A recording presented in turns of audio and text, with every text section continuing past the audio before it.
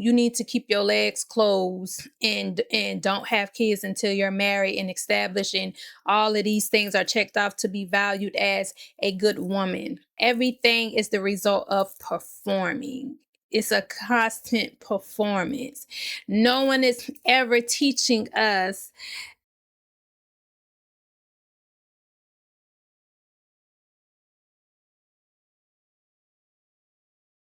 For years, since I've been a little girl, from growing up to at least I would say my mid 30s, I put a lot of my value as a Black woman in what I did, what I do, my accomplishments, what I gained.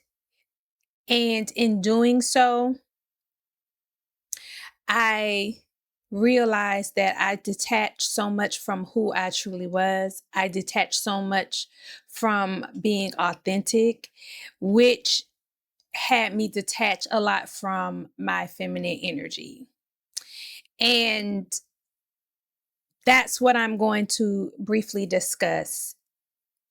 I want to delve in and have the conversation in this episode to talk about feminine energy for Black women, or how it relates to Black women, like focusing on our interconnection, tapping in to heal, to trust ourselves, to be more authentic, versus a lot of the external performances that we've been conditioned to do. Peace and blessings. My name is Melissa Renee with softandblack.com, and this is episode 15 of Her Mind is Beautiful, where we explore the mind, we heal the heart, and we connect with the soul. So, I want to go into not necessarily a story time, but just certain experiences I've had throughout my life to give this whole episode some perspective and relatability, right? So, me growing up, I was the only child for 11, up to 11 years of my life. And then I had my younger brother, rest in peace to my younger brother, he passed away. And with me growing up being the only child, like, I didn't have a lot of, especially as a girl, I didn't have a lot of what I saw my peers around me have. Like, they may have had like older brothers, sisters, older family members, or cousins. I didn't have a lot of family that I was like really, really close with, like that were from Columbia, because that's where I was raised, in Columbia, South Carolina. I didn't really have a lot of a family in that way. So it was really just me by myself. And in those instances, I feel like I was a lot, in a lot of ways, unprotected. I didn't have uncles. My father, I didn't have a relationship with my father and know my father like that. So it was like my mom mostly, and I had my stepfather. But other than that, like, a lot of times I felt very like solo by myself in growing up, like going to school and growing up. And it made me become very hyper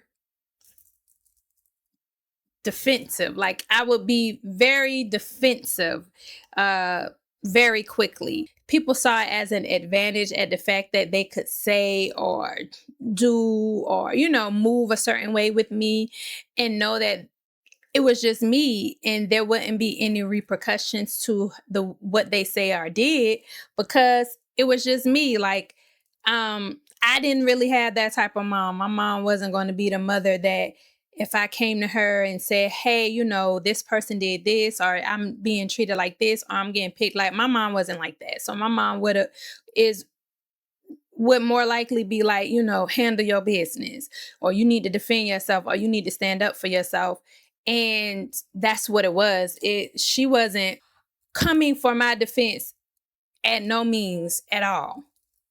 So that made me feel very vulnerable in that sense, where it was just me having to defend myself. And with that, I felt like I used to be an easy target for uh, other peers when I was in middle school, elementary school, up to high school. I felt like people felt I was an easy target to feel like they could get one off or say what they wanted to say, because I wasn't going to be so gun hold on like trying to come at people, because I'm at a school where, like you say something to somebody, then, they people have families, they're going to school with their family members. They're going to school with their brothers, sisters, first cousins, aunties, uncles, all of that. But because I was not born necessarily or raised in Columbia, my family does not come out of the way of Columbia, South Carolina. A lot of my family come out of the way of Orangeburg, South Carolina, Lake City, Florence, like, the country, not Columbia. So I didn't have a lot of that rooted in Columbia to have that. So yes, I felt like I was an easy target in certain things. So I would get certain things would be said to me. I would get picked at about certain things. And I would go to my mom. And of course, my mom would say, "Oh, you're just so sensitive. Like, you need to stop being so sensitive and take up for yourself." So I think in that, it started to have me become very defensive and feeling like I had to take up for myself so much. And I started operating in such a defensive way all the way up into my young adulthood, because I felt like I had to defend myself at all courses, so, if I'm being picked at in a class by a young guy, and, you know, I feel like I'm being picked at, and, I'm trying to ignore you, or I'm telling you to leave me alone, and you still bothering me. So now I feel like I gotta overly defend myself. I have to now stand up to this boy who is gonna knock me off my mother freaking rocker, who gonna put a two-piece on me, And I'm knowing this, but it's like something still within me just wouldn't let it go or wouldn't walk away, because I felt like, in this way, I felt like I'm tired of people feeling like they can take advantage of me, or they could come at me a certain way, or they can deal with me a certain way. I came up in school, I was a bit of a wallflower. I don't want to say I was a wallflower. I was more of a late bloomer. So I was just late to start with a lot of things. I wasn't the girl who came up who had the latest fashions, who wore the jewelry like that. That just wasn't me. Um, I had my own I have my own individuality, which when you go to school with predominantly Black peers, that looks weird or quirky or out of place. So that as well made me like an easy target for people to pick at me, because I dress, the way I dress, the things that I was into, the way that I talked, like it wasn't necessarily like the cool in thing to do. Like I wasn't how can I say it? I didn't have access to like what is like the culture of being hood, or being down, being in the mix, or whatever the case may be. Like I didn't have a lot of access. I was privy to certain things, but not in the context of how a lot of the kids who I went to school with. So, and that was just like one half of the kids I went to school with, and then the other half, it was like, they was raised like in a two-parent household. They had the mom and the dad. They, could get a car and drive to school, or their parents their parents paid for them to be in extracurricular activities, and they had the polo and the Sean John and the, like, nah. My mom was not on that tip. Listen, my mom made me to go to school with a pair of British Knights that she bought in Dollar General, and they were $12. And I didn't want those shoes. I didn't want those shoes. But she was like, you don't know style. You don't know fashion. These was it in my day. British Knights was it in my day. Yeah, yo day. I am 12 years old. Like, come on, buy me a pair of, like, they look just like that's what she said. She held them up. They look just like Reebok Classics. That's where Reeboks got the high top Reeboks got they style from. They got it from British Knight, and maybe so. But in your day, you 30 some years old, baby, I'm 12. But the type of mother that I have, it was kind of like I was, I don't want to say gaslight, but yeah, I was kind of gaslight into doing things that I knew I didn't want to do. But, it was her convincing me, well, you don't got a mind of your own. You don't have your own identity, which it was like, no, you just trying to make me do something because that's what you want me to do. Still pushing me not to have a mind of my own. Like, if I don't want the shoe, then respect that I don't want the shoe. I'm not telling you to go out there and buy me some Jordans or some Air Maxes, because those were like pricey shoes for my mom back in the day. Like, my mom didn't want to spend nothing on a pair of shoes, but like $30 was like the max. $50, oh my gosh. No, not 50. $40. $40 for a pair of sneakers. That was just unbelievable to my mom. 20, 30 max.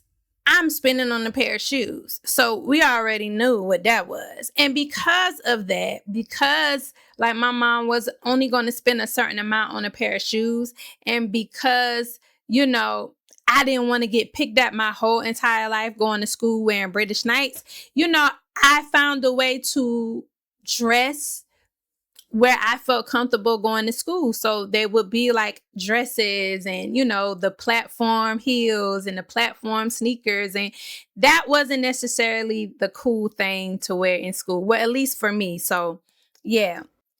So because of all of these things, because I didn't necessarily dress like the average Black girl in school, because I wasn't into the same things, because I wasn't hip to a lot of stuff. I just feel like it just gave easy access for me to be the butt of the joke and all of those things, which I feel like put me in a survival mode to where I felt like I had to defend myself because no one was going to do it for me. So my mom wasn't coming to rescue the day. I didn't have nobody else to come to rescue the day. So it really put me in a place of feeling vulnerable and feeling like I had to be overly protective of me, which really kind of kept perpetuating me detaching from operating in my feminine energy and really taking on this masculine approach with things, like feeling like I had to be very defensive and very guarded with things through life. And that then kind of like played into how I reacted and responded growing up, getting older as a female, when it came to guys and it came to dudes. Like, as soon as I was vulnerable with the guy and told them how I felt and, my intentions, and if it was like shun, like boop, that was it. It was like, oh, okay, cool. And in that moment, the gear switched, and I just was like, I acted like a nigga after that. All right, so I'm gonna do me. And it didn't matter, like I see you and talk to your homeboy, like that's kind of the mentality I had. It all came from a place of not feeling protected, not feeling seen, not feeling respected, not people appreciating me for who I was. But the reality of it is, it wasn't on them. It was not on them to do that. It wasn't on them to see me. It wasn't on them to respect me. It was on me to be able to do those things for myself. And some of you may say, well, you were young. How were you going to do that? Exactly.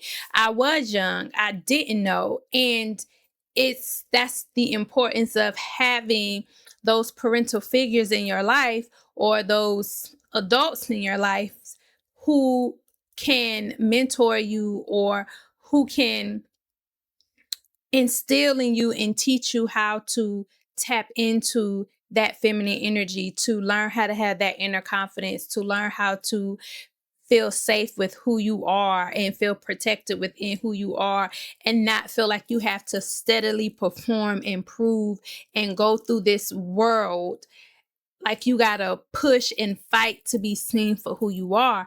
And that, in a sense, is what I felt like I had to do in so many eras, or so many times in my life. I felt like I had to push, fight, perform, just to be seen for who I am, only for me to show up as somebody I wasn't.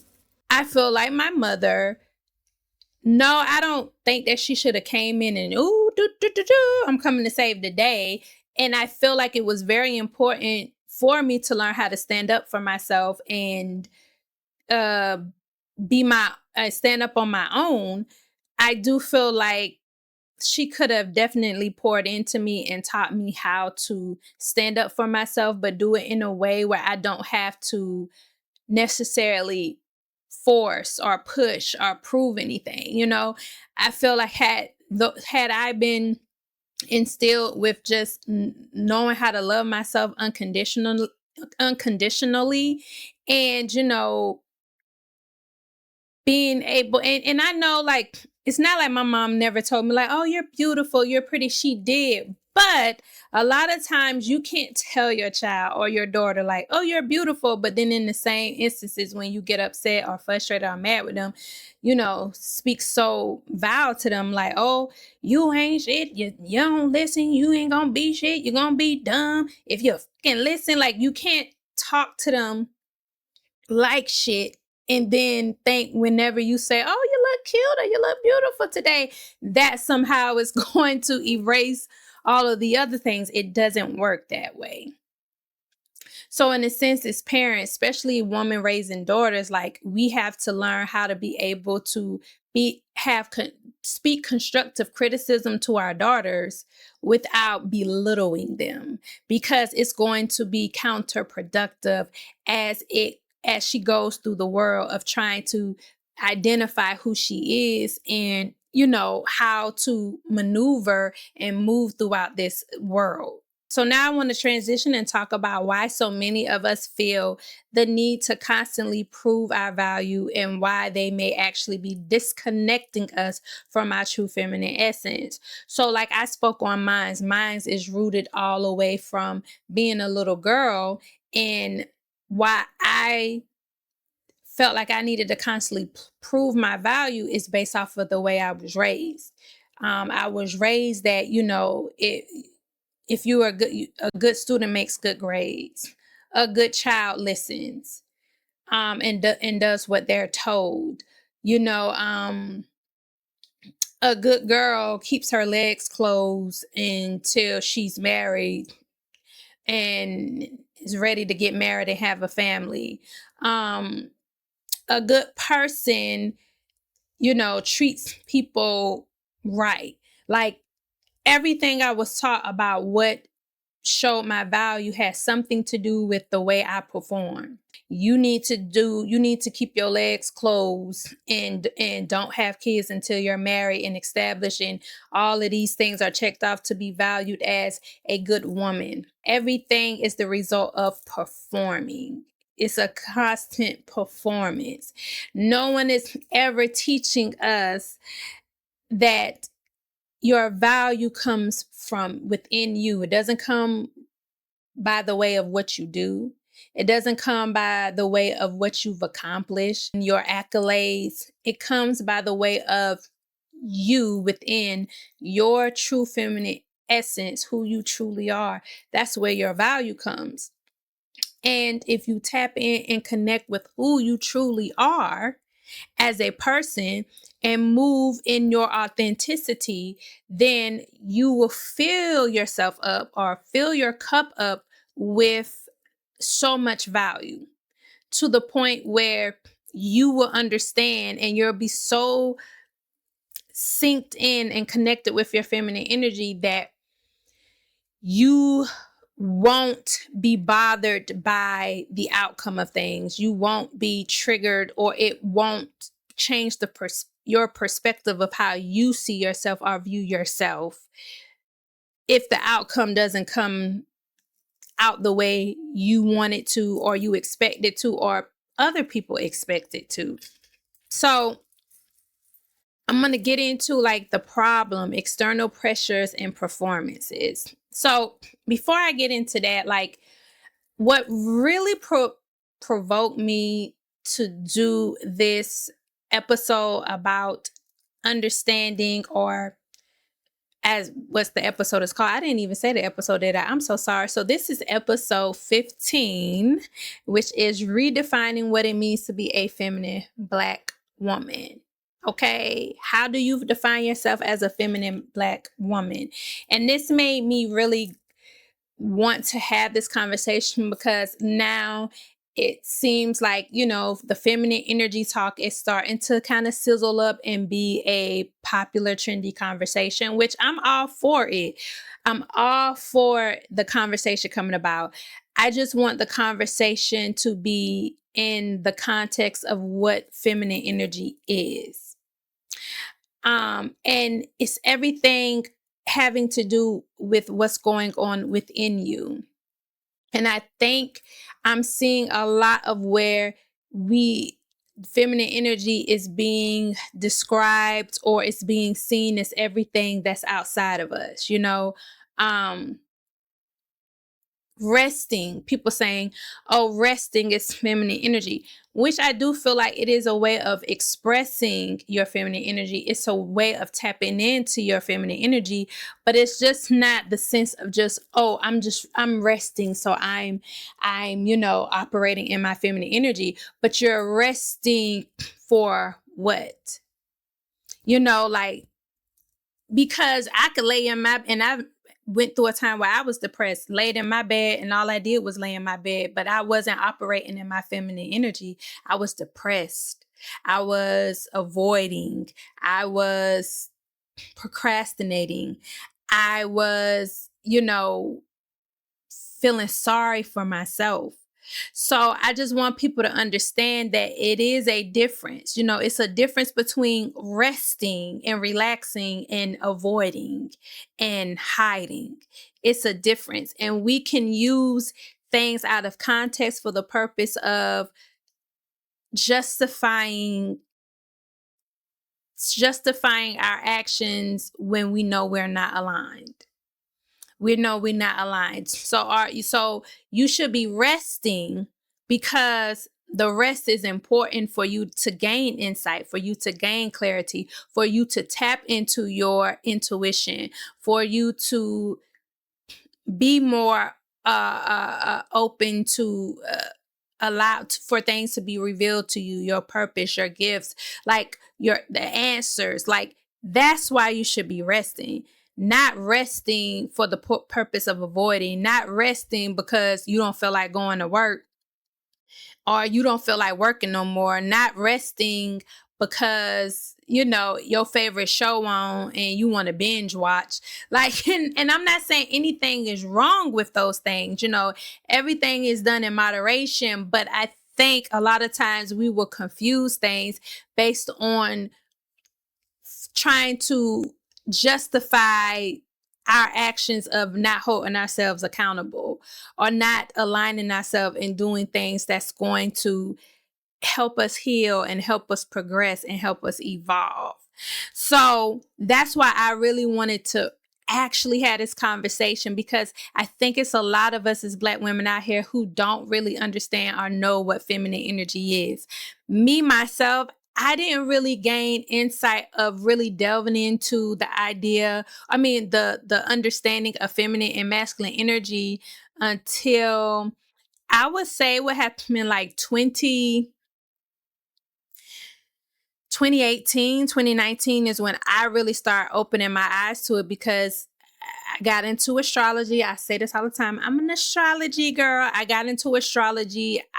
That then opened a lot of things when it talked about energy and just spirituality, and those things came into my path of reading and gaining understanding. And then with that, people came into my path who was talking about this, like, oh, your feminine energy and your masculine energy. And I'm like, oh, I heard that. I read that somewhere, and just fully gaining understanding and the insight on it. Like, it ain't just, your feminine energy is not just something that you as a woman possess, but we all possess it.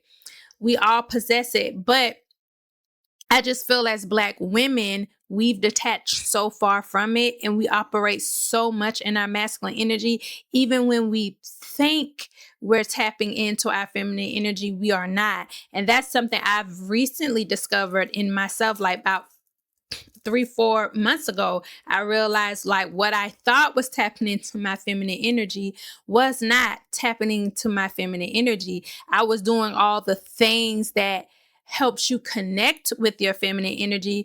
But like I said, if your intentions are not aligned and not right, you still ain't tapping in. So as much as you say, oh, I'm resting is what I'm supposed to do with my feminine energy. But if your intentions is not aligned with you resting and you relaxing, that doesn't mean you're tapped into your feminine energy.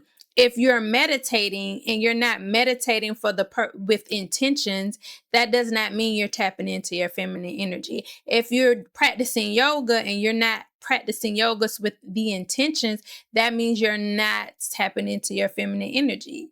You're just going through the motions, but it's not connected. So the problem, the external pressure and performance in understanding and redefining feminine energy as it relates to us as Black women, identifying the core issues. So I want to discuss and have the talk about the societal and personal pressures that are placed on Black women. So how society and how we personally equate our worth with our career, our accomplishments, our accolades, and our goals. And we see that every day on social media. We see that every day when we see other Black women talk about, oh, I became a millionaire within this amount of time. Oh, I got the car. I got the house. Oh, I go on the trips. Oh, I got the bags. Oh, I have all of this stuff. And mind you, there is nothing wrong. There's absolutely nothing wrong with you wanting to take a vacation, with you wanting to have nice things and possessions. When you want to have a nice home, it's nothing wrong with that. It's nothing wrong with wanting to have a business and be successful and make money. I don't think it's anything wrong with that. I think the only problem that comes within that is when you try to identify yourself with those things, when you attach yourself with those things to make yourself seem of worth or value. Because what happens if you no longer have those things? Are you not valuable anymore? Are you not the same person who bust their ass to get where you are? You are the same person. You're that same person who had the mentality, who had the insight, who had the drive to push and hustle and get the things that you got and accomplish the goals that you accomplished. The same person who did it before, and you're the same person if all of that stuff went away. Nothing about you has changed. Only our perspective and perception of us will change because how we identify ourselves. So I don't think there's anything wrong with that. I just think that when you start to identify yourself as this thing, when you start to feel like you're a boss bitch because you've accomplished this stuff, you made this money, you were able to go on this trip, you was able to spend this bread. Like when you start trying to attach yourself to that, that's when I feel like that's the issue, because now you are associating your worth and your value to the things that you do and the things that you accomplish. And I think then that's when we steadily find ourselves not realizing we're in survival mode, because at that point you're performing and you chasing, because you got to keep up now you feel like you have to keep up the lifestyle, because if you can't keep up the lifestyle, who are you? Who are you now that you couldn't keep up the lifestyle of having a big house and the G-Wagon and going on the trips every month and the Birkin bags and having the doctorates and opening another business? Like what, like who are you? So it's like now you're in a steady loop of chasing and accomplishing.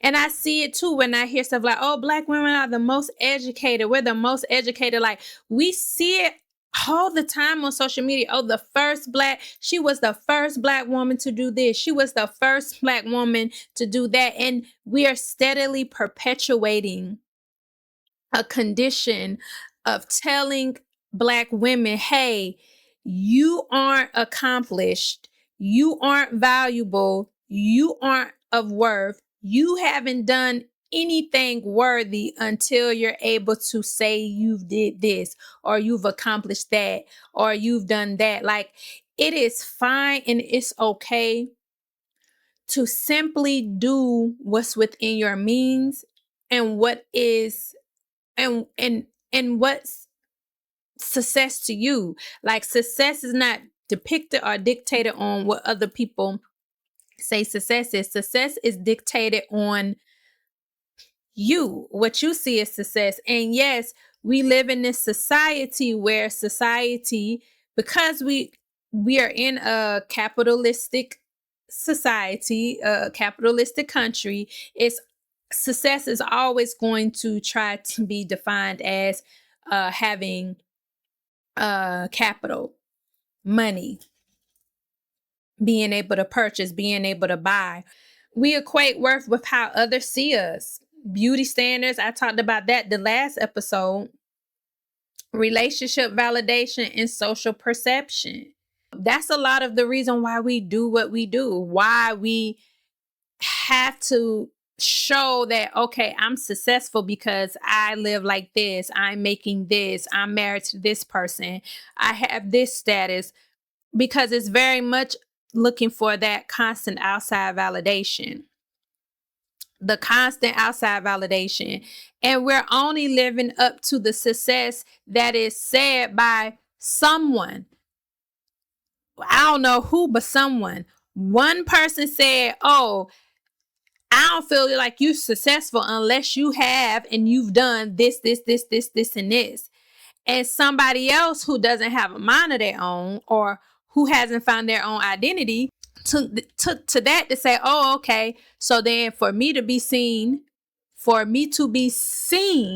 not for me to feel, not for me to be successful, but for me to be seen and accepted as being successful, I got to do this, and this. And then that mentality, that definition is then passed on to the next person, to the next person, to the next person. Now it's this conditioned mindset or limited belief, as I like to say, that says that, oh, if you haven't accomplished these things, this isn't successful. Because it's based off of how other people see us. The same thing with beauty standards. Like if you don't look like this, if you don't got hair like this, like you can't be beautiful, you can't be attractive. Relationship validation. Like it was a whole discussion. I'm gonna bring it up again about the coffee date discussion, but one of my good sis in the Track Your Tribe community, she posted up her thoughts about the whole coffee date and called it like was saying like maybe it's like a meet and greet, not necessarily a first date. A coffee date is. And she asked our thoughts, and a young lady came in the comments and she said, well, I don't feel like if he takes me on a coffee date, he values me. So what I'm saying, and that's the equating your worth to how people see you. So you've determined in your mind that a coffee date means that they don't value you. In what way? Because they not spending money on a whole meal, because they not buying a movie ticket, and that was kind of the weird thing for me too, because she was like, take me to the movies or something. But a movie ticket, do y'all know how much coffee costs around here? You go to Starbucks, y'all know how much a cup of coffee costs? Shoot, your coffee can equate to a movie ticket. So you mean to tell me that it can't, you mean to tell me that it's not a coffee date not valid? Because what if a coffee could cost you the same amount as a movie ticket, then you can't say it got to be about the money. So what is it? And I think it's just simply because you've had someone, I can't say if it's a woman or a man, but someone who came out and made it seem as if a coffee date is lowering your standards. And because that person put that out and said, I would never go on a coffee date, that is beneath me, it then made other women who attach themselves and their value to what other people think shift their mentality, and they state of mind and say, oh well, yeah, then I'm not gonna do no coffee date either. Now it's women out here who really don't mind the coffee date and want to go on a coffee date. And now they like, well, I can't do coffee dates because that means I'm lowering my standards. Or you have women who feel like they have to overly defend and prove there's nothing wrong with a coffee date. But if we are tapped into our feminine energy and who we are within, I don't care what you think. You thinking I'm lowering my standards because I'm going on a coffee date is a you problem. That has nothing to do with me. Okay, it's not you going on the date, it's me. And I respect the fact that you wouldn't go because that's your right and that's your preference. But that don't have nothing to do with my value and how I see myself. And it comes off as if you're projecting how you feel and your insecurities onto me, because I'm okay with going on a coffee date, because I know a man taking me on a coffee date says nothing about who I am or my value or my worth. And I don't need another woman to tell me how I'm supposed to see my worth and my value. I don't need another woman sit around here saying that if he ain't doing this and doing that, then he don't value you. You don't know that. And even further to say, how many women has been on an expensive date and a man paid for a nice date and still got cheated on and still got mistreated and still got used? So how does that equate the value? But that's when we constantly look outside of ourselves, which is detaching from your feminine energy. Because you're steady looking at what other people see, how other people value you to dictate and determine your value. Another thing, the core issues is trying to control how others view us to assert value. Like I just talked about that. So you think that you telling a man to take you on a particular date that you feel like means that, oh, you must be valuing me because you took me on this date. And in his mind, he don't think no more of you than he thought about the other 10, 20 women he took to this same place and spent this same amount of money. You ain't special. You are not special. But somehow you think you can control the way he sees you based off of asserting a certain value about yourself. You think you can say, oh, I'm worth this. I'm worth that. And if you don't do this for me, and if you don't do that for me, then you don't have my time, because this is what I am. And you think the man who come and do it, you think, oh, he values me. No, he just know whatever it take to get you to do whatever it is he wants you to do has nothing to do with how he values you. He just know, like, okay, just give her this. You know what I'm saying? Some men don't mind. Some men don't mind playing into the hand or playing the game you want to be played in order to have access to you. And that's why, like I told a young lady in that, it's you a man, the value a man sees in you, you should be looking at his intentions, not how much money he spent. That's easy. That's easy. Oh, let me buy you a nice expensive bag. That's easy. But to actually have true intentions of getting to know you, not just taking you on a date that costs, but actually taking you somewhere that you like. Like for me, that's like if like that's like for me, I love my bracelets. Okay, I love my little charm bracelets. So my charm bracelets don't cost a whole lot. They don't cost like a diamond tennis bracelet would cost. My bracelet probably costs like maybe $20 a bracelet, 30 something dollars a bracelet. But I love these. And if my husband buy me one, that means that he took the time to go and look for a charm bracelet for me. Look for something that he know that I would like. Like for instance, he brought this for me. Excuse me, this evil eye. That's something he knows that I like. That's something he like. That means that he was invested in going to find something he know that I was like. That's called a thoughtful gift. That's a thoughtful gesture, which takes time, which means that man had to invest the time and the energy of getting that for you. It don't take time and energy for me to book it don't take the time nor the energy to invest in you to book a dinner date at an expensive restaurant and take you to. It's actually more convenient, and that's why some men don't mind spending the money, because it's convenient.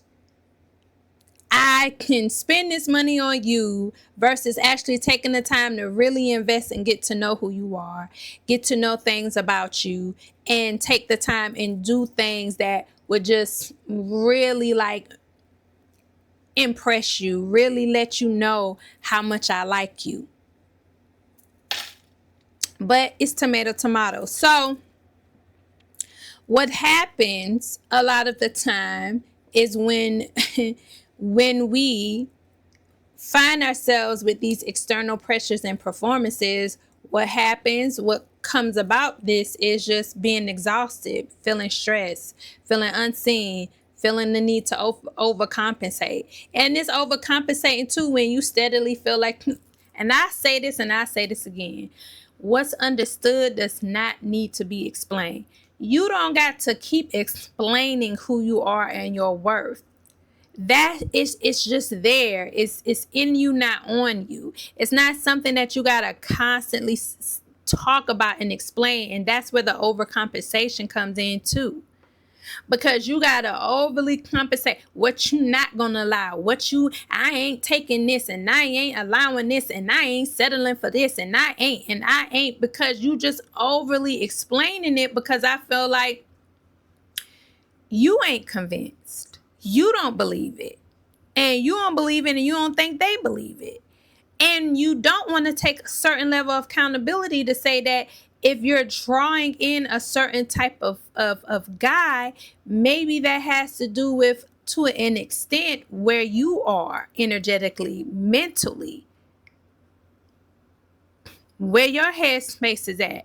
I tell people this story all the time, like how I met my husband is after going through the dating scene, finding this, finding that, and it wasn't for me. I was just like, you know what, God, I just want to meet a man. I didn't ask God to let me meet a man who was gonna let me stay home, raise the kids, pay the bills, let me find a man who gonna do this and he gonna do that. No, I spoke from a place within. I asked the Most High, I said, I just want to meet someone. I just want to meet someone who is going to allow me to be myself. And he's going to love me for me. That's all I want. That is what I said. I said that shit out loud. Like and that's what I'm saying. You don't be realizing how you manifest, but I manifested my husband because I said that. I said that out loud. I in my head subconsciously, that's where I was on. That's how I felt because I was like, listen, I'm tired of all of this. I don't even care about this, that, and the third. I don't care about if he gotta have this, he gotta look like this. I just want a man who's going to allow me to be who I am and love me for that.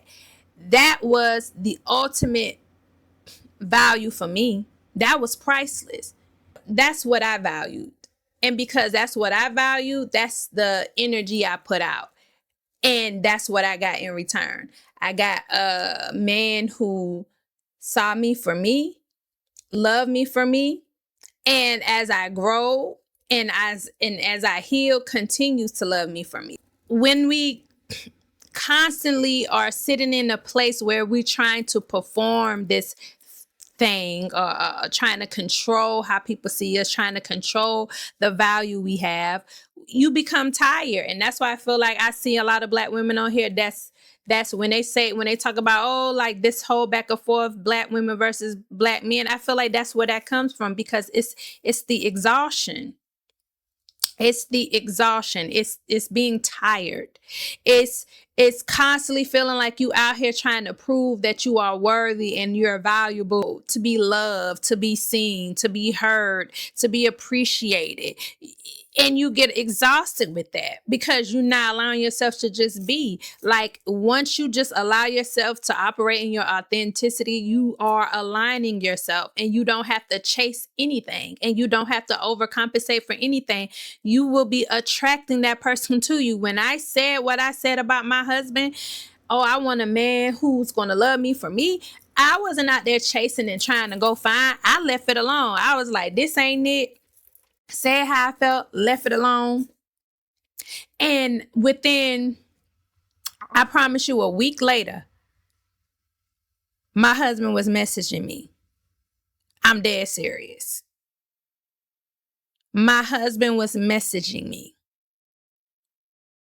And it went from there. Message me on MySpace, to be exact. And it was up and stuck from that point. From that point, just that fast, within a week. Maybe I'll give him maybe 2 weeks, but I promise you, I don't think it was that long. So I even say within 2 weeks, my husband was writing me, messaging me, hey, just like that. And I started a conversation and it's been up and stuck ever since.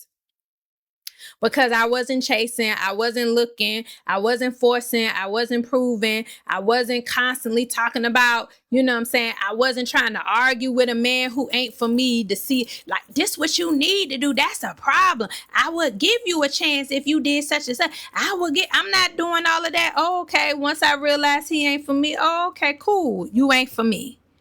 I ain't trying to make you be for me. I'm not trying to convince you. You just ain't for me. I might have seen certain qualities and be like, okay, but that's a no-go for me. So we good on that, because I know some of y'all might not like to hear it, but when you get in that place of exhaustion and stress and feeling unseen, you start moving out of desperation. You start becoming very desperate because you operating in the sense of like, it's never going to come. It's coming when you start operating in who you are, not based off of the value somebody done said, but you basing your value on what's valuable to you, what you see is valuable. So I'm going to ask this question. Y'all know I be having my reflection prompts, okay? Think about a time you felt the need to prove your worth to someone else. How did it make you feel? Did it connect you to yourself or pull you further away? I feel like anytime I tried to prove my worth to someone, I felt very much detached. I always felt like I resented and regretted that. Like, why? Like, I never felt whole. I never felt like complete or balanced. I always felt like I was doing too much. Like, why are you trying to prove yourself to this person? Like, and I always felt like it came off that way. Like I was trying to convince them or something. Like, why are you trying to convince them? And I'd be like, why did I do that? But that's how I felt. And I realized, like, I'm at a point now, I'm not finna do that. I said what I said. If you don't agree, that's cool. I'm gonna do what I do. If you don't agree, that's cool. I'm gonna go on coffee dates. Okay. If you think that's beneath you, that's fine.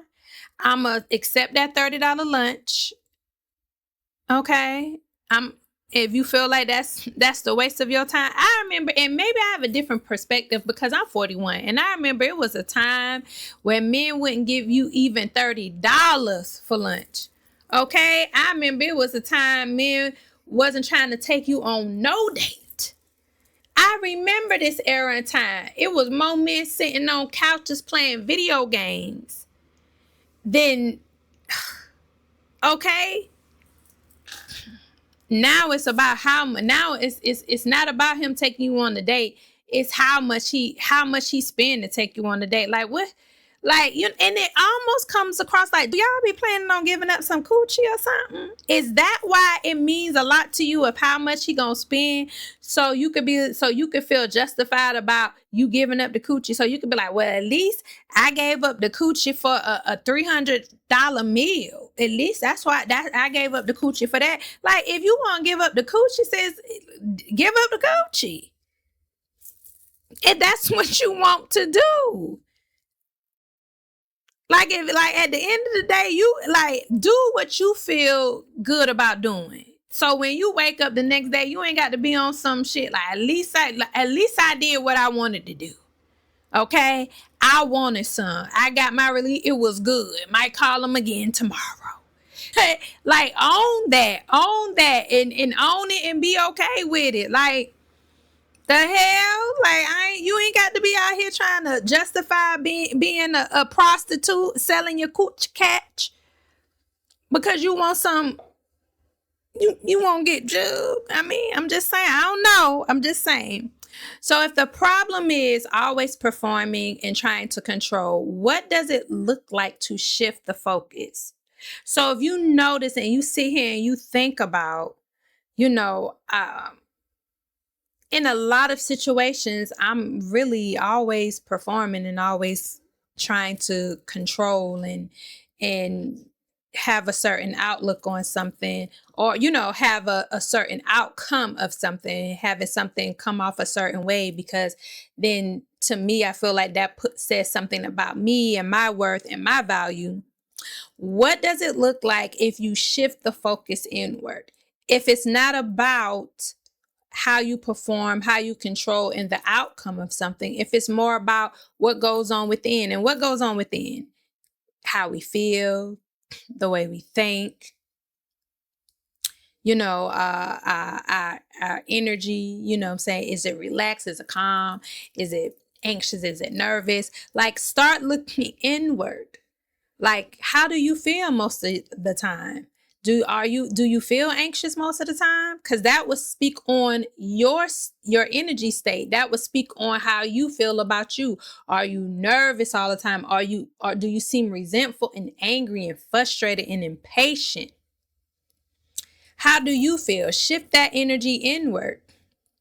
So what feminine energy means as a Black woman, we're going to get into next, because feminine energy, I feel like as a Black woman may not be the same as other non-Black women or non-Black counterparts. And we should be able to redefine feminine energy as it relates to us being Black women living in this society. So the emphasis on being over doing. For a woman who is not Black, like that just might be her natural everyday thing.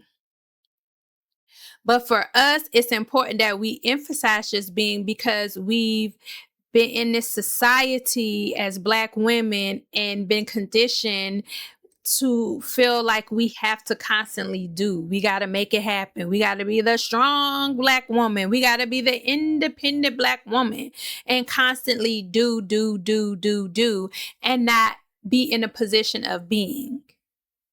You know, and when I say, tap into your feminine energy, I know a lot of times it's the context that I'll hear Black women say, oh, yeah, I'm supposed to be cooking and I'm supposed to be cleaning and I'm supposed to be doing that. Well, cooking and cleaning is any and everybody should do it. Like, you should cook and clean. You should clean your house. You should want to cook to feed yourself, to give yourself nourishment. You shouldn't always be out there eating out. And, it's okay to have a little fast food sometimes or go out to eat on occasions when it's, you tired, you don't feel like cooking or whatever. But that shouldn't be like, you should be wanting to nourish yourself. You should be wanting to know how to cook and eat your food. You should enjoy your own cooking. You should want to eat. It's not to say do it because you're trying to satisfy and please your man, because once again, that's operating and performing. But you should do it because you should want to. That's a survival. That's a I don't want to say survival, but it is a survival skill. It's a skill that every person should have. And I don't want to say not do it for your man. It shouldn't be solely for that purpose. But yeah, and maybe the problem is the fact of the way you looking at cooking, like you cooking for somebody, to serve somebody, instead of the fact that you're cooking for the purpose of nourishing. You are the nurturer in your home. You are nourishing your family. You are nourishing yourself. And maybe slow down and be intentional about cooking instead of going in the kitchen being resentful about cooking. Like, I feel like it, y'all don't even eat this food. And I'm speaking from experience. Y'all don't even be eating. I be wasting my time cooking this stuff. And on and on. Like, don't go in there angry, beating up the pots. Like, go in there to cook with love. Take your time. Be intentional. Try new recipes. Try things that you want to try, and cook. But yeah, we want to emphasize being over doing, flowing over forcing, doing things that comes natural. That's a flow. That's not a force. And that's why I say, you go in that kitchen, like, stop. Don't go in that kitchen trying to beat up the pots. Go in that kitchen calm. Go in that kitchen taking your time. Go in that kitchen like, this meal gonna be the bomb. In the core qualities, I feel like defining what feminine energy means as Black women is softness and emotional depth. And it's a difference between, and I guess I can see where some women be like, what is softness? Y'all keep saying softness and emotional depth. I feel like, and at one instance, I feel like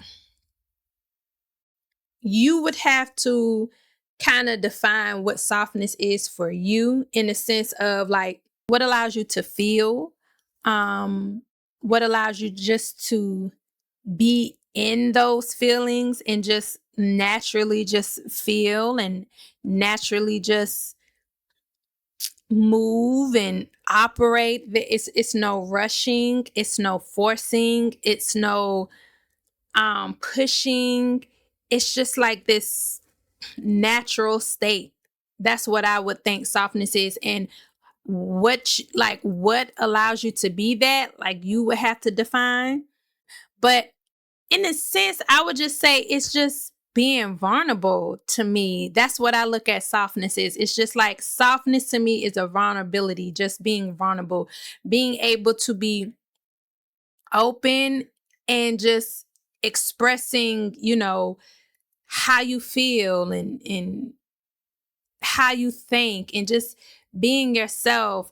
I think people think softness like just being like, like but that's still a performance aspect. It's like, I feel like it's more than that. It's like, it's a level of being vulnerable, just allowing yourself to feel, allowing yourself to just be seen as who you are without trying to put on a front or put on a mask or push anything. And emotional depth, like going beyond the surface of stuff. Even if you say, oh, I don't want coffee dates, why?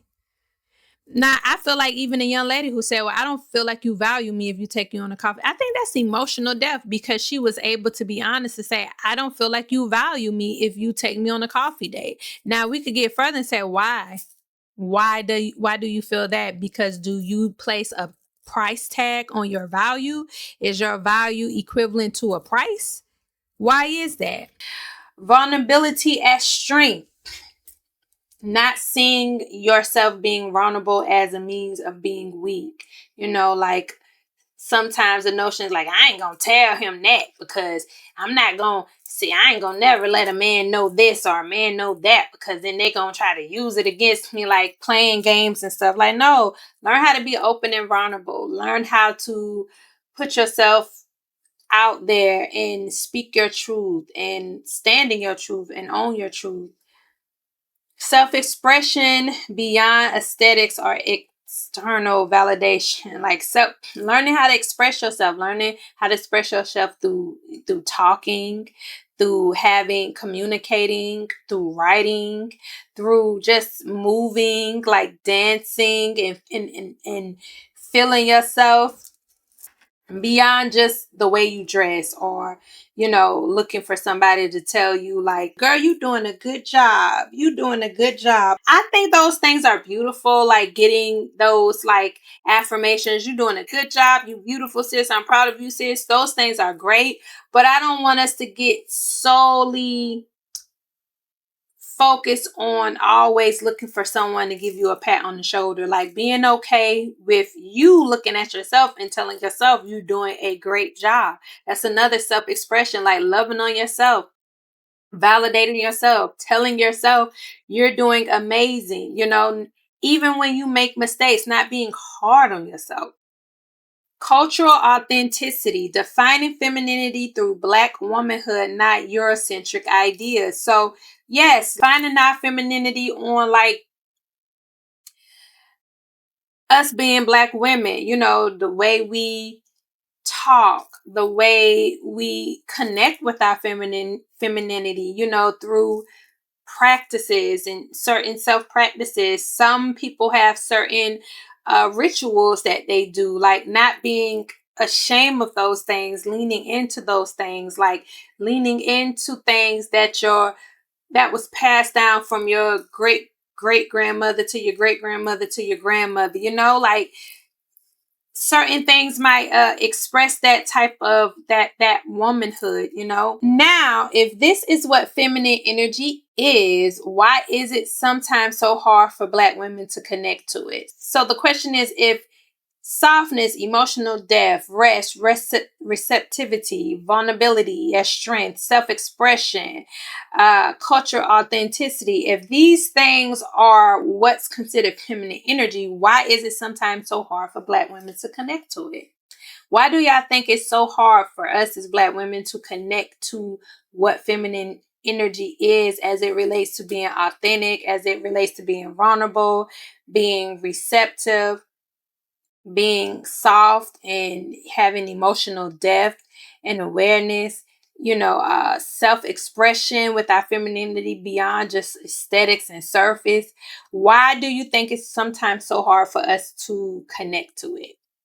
And so that brings us to our next conversation: barriers to connecting with our feminine energy. What stops us from being able to connect as Black women to our feminine energy? Now I'm going to highlight what keeps Black women disconnected. So, internalized beliefs.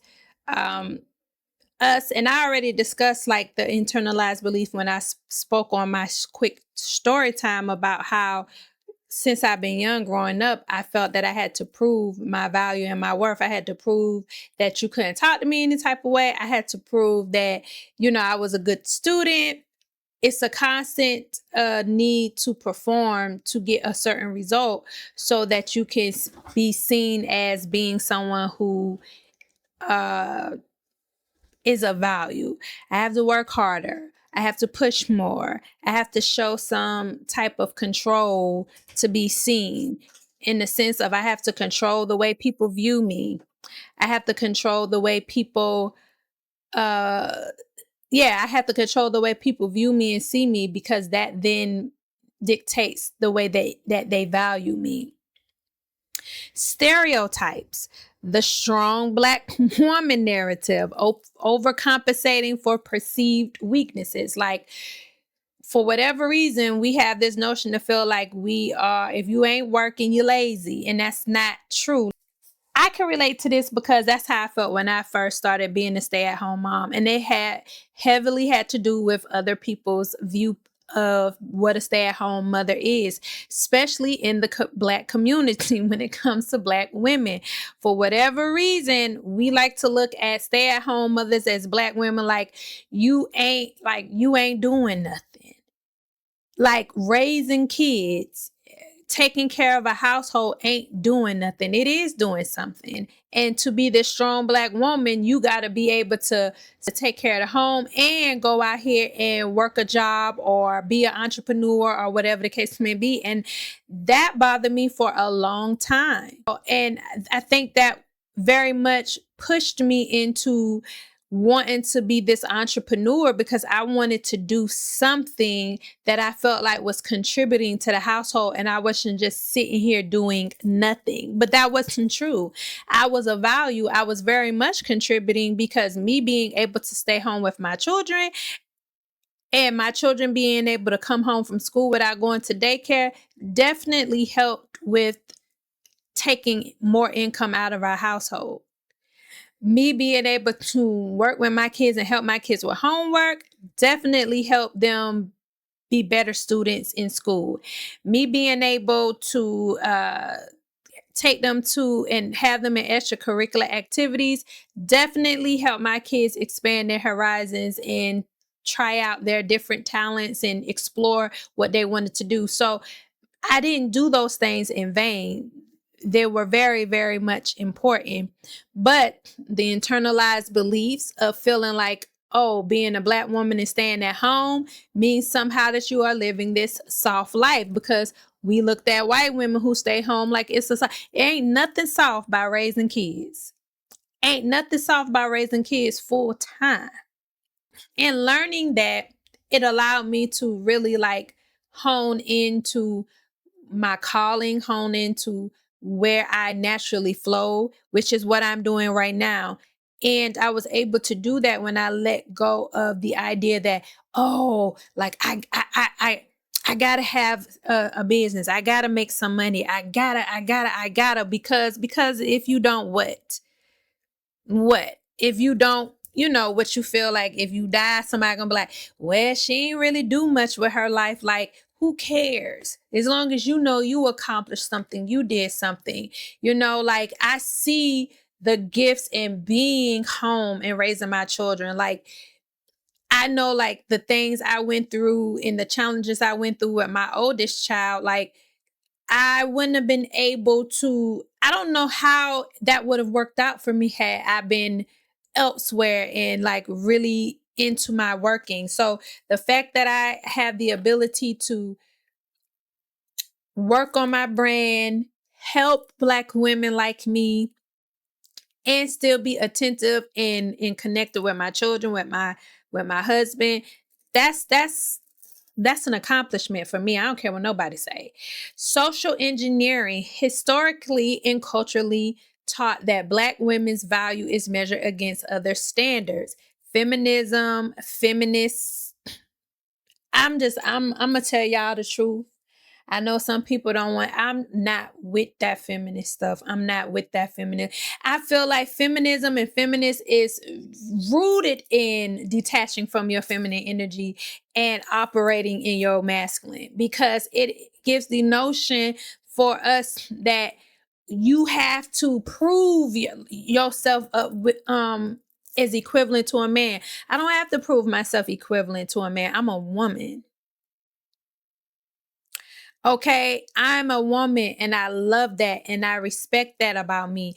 I'm not going to operate, move, think the same way a man is because I was not biologically wired that way. And I'm glad I wasn't biologically wired that way. I'm glad I was wired in a way to be able to innately tap into my intuition, to innately be able to see things and gain understanding from a very spiritual, ethereal way.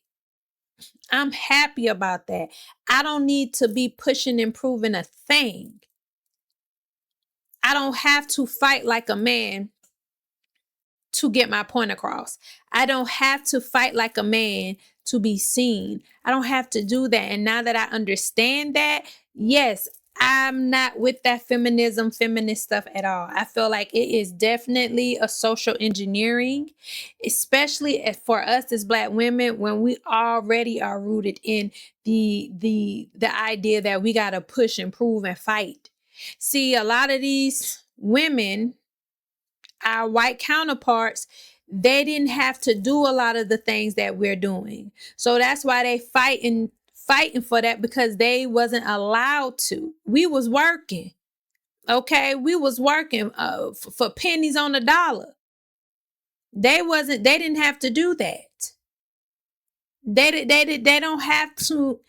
They don't have to do that. We did. We've been having to do that. So I'm not fighting to be, and even on that tip, like, oh, fighting to get paid equally to men. No, I can't even get paid equal to a white woman. Let's talk about that first. However, I don't have to fight for that, because I see the value in myself and I understand the value in me. And I know that I have a bigger purpose, and I know that my value is going to be seen, and I'm going to be heavily compensated. Okay. I'm not saying this like, oh yeah, I'm going to be compensated. No, I know it. I might not know when, but I know it. And I know I might not know when, but I know it's coming soon. I don't know how soon, but it's soon. I just I just, I feel it. That's why I just be like doing my thug dizzle. I don't be pressed, because I know it's coming. Emotional suppression, guardedness, defensiveness, equating vulnerability with weakness. Like, even like I use the example of the notion, as they say, like, you ain't gonna find me crying over no nigga. Why? If you hurt. Crying is not a weakness, it's a release. Some of y'all do need to cry about certain things, because you will find yourself feeling so much better. Release that. Allow that energy to flow and go up out of you. If you allow yourself to feel what you need to feel within your body will slowly and it will be gone. The discomfort that you will feel will gradually pass through, if you allow it. Now, if you're trying to hold on because you're trying to have a pity party, you're trying to live there, now it's going to sit and it's going to fester. But there's nothing wrong with feeling hurt by a breakup.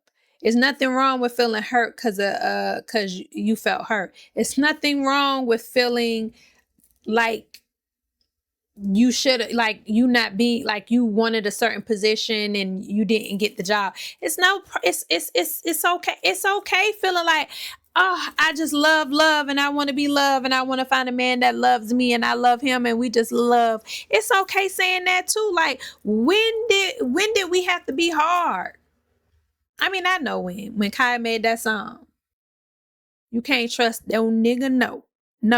Can't trust no motherfucking nigga, no. You put your trust in a nigga, stupid hoe, how you figure? He fuck your best friend and your sister, lie to ya, and then screw ya, and get mad if his homeboys do ya. He's a nigga, don't let him fool ya. They all know that's what they do. See, that's what happened.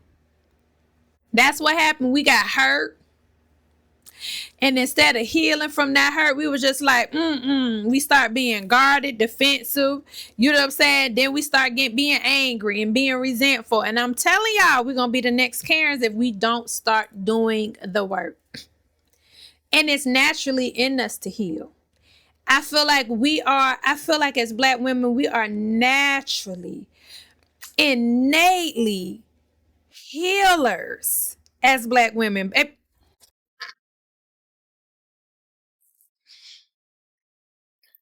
Bitch, and I said with love. Bitch, I had to walk away. Cause I felt that. That wasn't me who said that. I feel like that wasn't me just now who said that. Because I've been feeling this feeling like Black women, I just know and it just can't, we are innately healers in every form of the way, because we just are nurturers. We just are we are compassionate. This shit come naturally for us. And I think that's why we do so much to guard ourselves, because it just comes so naturally for us. And it's like we do it so naturally to the point where we feel like we are being taken advantage of. So now we being guarded now because it just comes so easily. And now we like, nah, because that's how they use me. But in reality, it's like, no, be who you are authentically. We are authentically nurturing, healing, loving, compassionate people. Does not mean you have to be a fool. No. But you don't have to bash yourself for being compassionate and being nurturing and being in loving. Like, I'm not going to bash myself and mistreat myself or feel like I was dumb because I did something innately that's within me that the Most High blessed me with. No, I'm not. I'm just going to learn what I need to learn and keep it moving. And I'm not going to operate outside of who I am authentically because I'm fearful that I'm going to be hurt again. No, when we align, when we tap in, when we heal, when we do the work, we ain't fearful of that. We're not fearful of that. If it happens, it's for a reason. We're going to gain an understanding for that. And it's just going to make us a better person, a better healer, a better nurturer, a better lover. I'm telling y'all this. I'm telling you what I know. And I already told y'all, my Mercury is in Aries. When I know, and I stand 10 toes down, and ain't nobody gonna tell me different. I know this because my Mercury is in Aries. I am in communicating.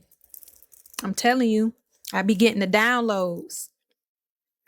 I be getting the downloads. Full circle. Moving on. Reflection prompt I have now is what I want y'all to think about and ask yourself. Which of these barriers do you recognize in your own life? How might it be holding you back from feeling fully feminine and free? So with these barriers I described, internalized beliefs, stereotypes, social engineering, emotional suppression, which one do you feel like you can recognize in your own life to say, you know what, this might be holding me back from fully being and feeling my full feminine and liberation and feeling free? For me, I feel like at some point in time, I had it all. I'm still working on the internalized beliefs. It's still internalized belief because you got to understand, like, certain things we've internalized believing for years and years and years, and it just don't wipe away just like that. If we can release these barriers, how do we actually start reclaiming feminine energy? Like, you recognize your barriers, you now working on it, you can release those barriers. How do you actually then start to reclaim like your feminine energy now? That would be the next step. So these are some practices and some reflections that will help you. Like, I'm going to give some actionable steps that you can implement. You can start today. One actionable that I can definitely tell you is, if you download my e-workbook, the Soft Girl Era, it gives you 30 days of precisely some of the steps I'm going to tell you that will definitely start you on the journey of helping you to come back and reconnect to your feminine energy and tap in. So step 1, pause and check in with yourself daily. What do you need that day? I think we don't do that enough as a society. Just stop and check in with yourself and be like, what? Like today I woke up because in our community at Track Your Tribe, today we are, this week, our week is focusing on permission to pause. So I did pause today and say, okay, what do I need today? You know what? I need to take my time today. I don't need to overdo it today. So I'm going to take my time, do what I need to do. I'm not going to lollygag. I'm not going to put a lot of my energy in social media. So I'm consciously working on being intentional with my time and my energy by pacing myself, taking my time, and being accountable for where my time and my energy is going. So step 2, reframe rest as a powerful, not lazy act of self-care. Join my join join my community, attract your tribe. It is free, loves. It is free. And what I'm spitting to y'all on this podcast is what you get from me daily. You get this kind of support, this kind of love, this kind of pouring in daily. You get this daily when you tap into the free membership and join Attract Your Tribe community at softandblack.com/community. You get this all the time. And this month theme is about her grounding space. That's the theme, her grounded space, where we are being intentional with guiltless rest, okay, and divine clarity. Because we don't understand, like when you trying to move, when you always doing, it's like it's hard for you to be able to gain the clarity and the insight that you need. That's sometimes right in front of you. That's why we always looking outside of ourselves for people to confirm and tell us what we already know. If we just sit our ass down somewhere and relax. Okay. Step 3, allow yourself to receive support, love, and care without guilt. Sometimes it's like, listen, I speak about this one-on-one, me coaching my community, and I'm like, it's like pulling teeth with y'all. Like, what y'all think I'm finna bite you? Y'all don't trust me? What do y'all need from me to gain the trust that I am here for you?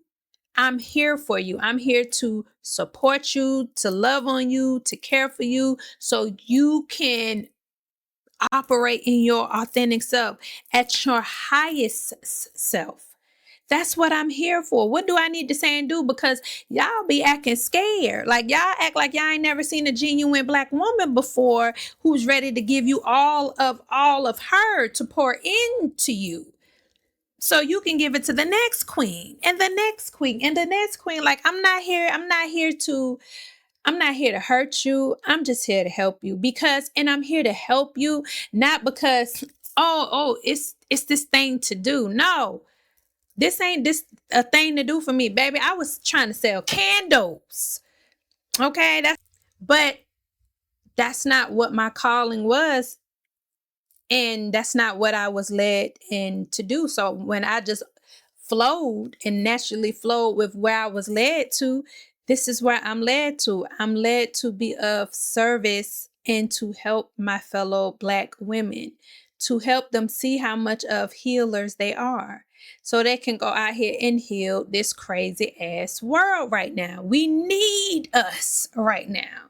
And we can't do it, and we can't need us if we are guarded and we don't trust, and we overperforming, and we ain't tapping in, and we ain't connecting. We can't do it that way. It's not gonna happen. It's not gonna work. I'm telling you. I must tell y'all this. And I haven't said this out loud to anybody, and I'm gonna say it now.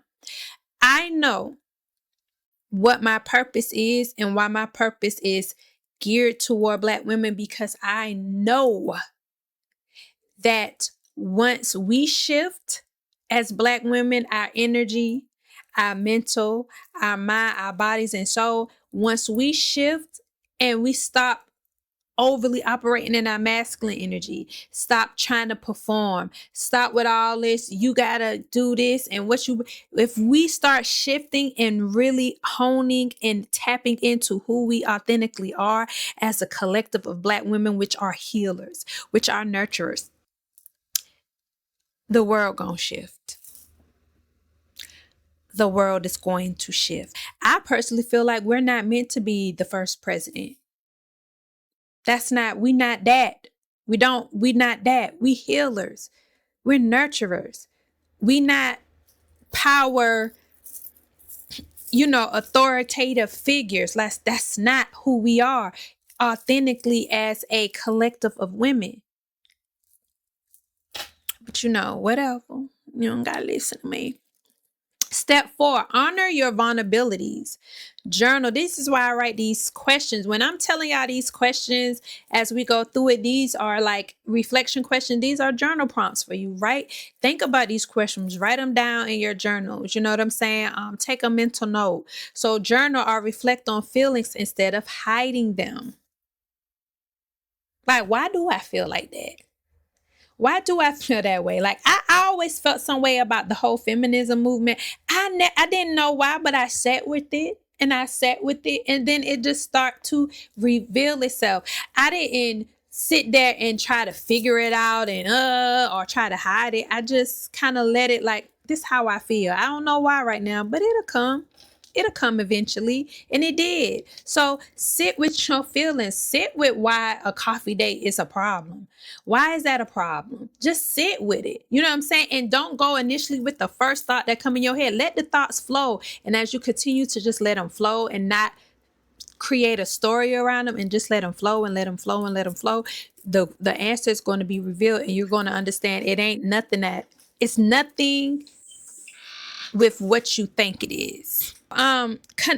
Step 5, connect with cultural or ancestral expressions of femininity.